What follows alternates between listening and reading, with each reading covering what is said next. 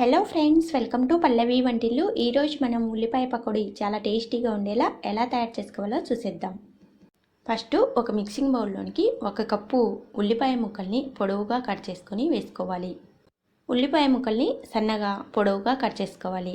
తర్వాత 1/2 స్పూన్ ఉప్పు, 1/2 స్పూన్ పసుపు, 1/2 స్పూన్ కారము, 1/2 స్పూన్ ధనియాల పొడి, 1/2 స్పూన్ గరం మసాలా పొడి, 1/2 స్పూన్ జీలకర్ర, 1/2 స్పూన్ అల్లం వెల్లుల్లి పేస్ట్ వేసుకొని మొత్తం బాగా కలిసేలా కలుపుకోవాలి. చేతితో గట్టిగా పిసికినట్టుగా కలుపుకుంటే ఉల్లిపాయ ముక్కలు ఒకదానికొకటి అంటుకోకుండా చక్కగా విడివిడిగా వస్తాయి. ఇలా ఉల్లిపాయ ముక్కలన్నిటినీ బాగా కలుపుకోవాలి.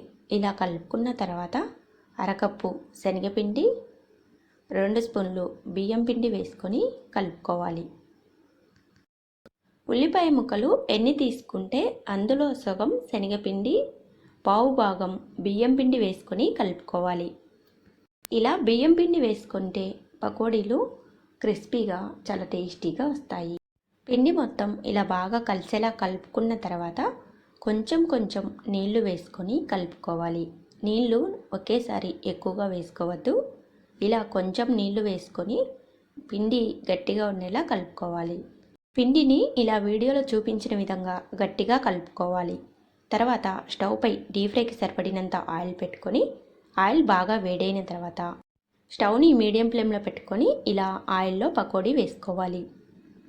పకోడీలను ఆయిల్లో వేసుకున్న వెంటనే అవి పైకి తేలినట్టుగా రావాలి.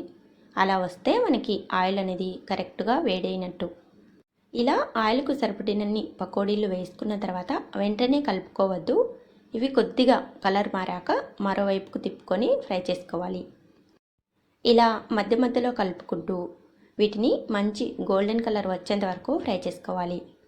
స్టవ్ని మీడియం ఫ్లేమ్లో పెట్టుకొని ఫ్రై చేసుకుంటే పకోడీలు బాగా క్రిస్పీగా వస్తాయి. ఇలా పకోడీలన్నిటినీ బాగా ఫ్రై చేసుకున్న తర్వాత వీటిని తీసి ఒక పేపర్లోనికి వేసుకోవాలి. పకోడీలన్నిటినీ ఫ్రై చేసుకున్న తర్వాత లాస్ట్ స్టవ్ ఆఫ్ చేసుకొని పచ్చి కరివేపాకును కొద్దిగా ఆయిల్లో వేసుకొని ఫ్రై చేసుకొని పకోడీపై వేసుకోవాలి. చాలా టేస్టీగా ఉండే ఉల్లిపాయ పకోడీ ఎలా తయారు చేసుకోవాలో చూశారు కదా. ఈ రెసిపీ మీకు నచ్చితే లైక్ చేయండి, షేర్ చేయండి. మరిన్ని కొత్త రెసిపీస్ కోసం పల్లవి వంటిల్లు ఛానల్ని సబ్స్క్రైబ్ చేసుకోండి. Thank you for watching.